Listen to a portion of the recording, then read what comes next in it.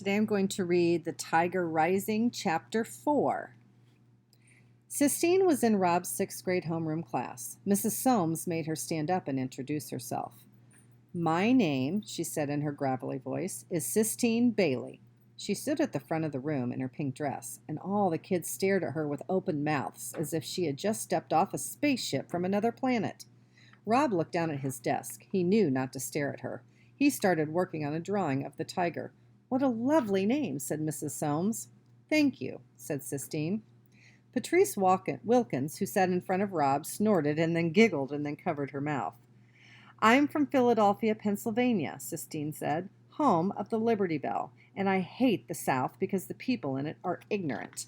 And I'm not staying here in Lister. My father is coming to get me next week." She looked around the room defiantly. "Well," said Mrs. Soames, "thank you very much for introducing yourself, Sistine Bailey. You may take your seat before you put your foot in your mouth any farther." The whole class laughed at that. Rob looked up just as Sistine sat down. She glared at him, and then she stuck her tongue out at him. Him! He shook his head and went back to his drawing.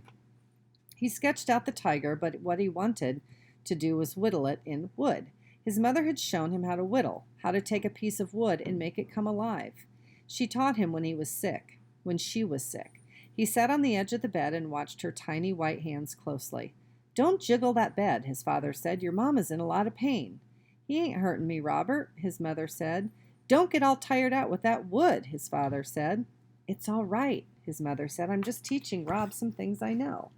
But she said she didn't have to teach him much. His mother told him he already knew what to do. His hands knew. That's what she said. "Rob," said the teacher, "I need you to go to the principal's office." Rob didn't hear her. He was working on the tiger, trying to remember what his eyes looked like. "Robert," Mrs. Soames said. "Robert Horton." Rob looked up. Robert was his father's name. Robert was what his mother had called his father. "Mr. Felmer wants to see you in the office. Do you understand?" "Yes, ma'am," said Rob. He got up and took the picture of the tiger and folded it up and put it in the back pocket of his shorts. On his way out of the classroom, Jason Uttermeyer tripped him and said, "See you later, retard." And Sistine looked up at him with her tiny black eyes, and she shot him a look of pure hate.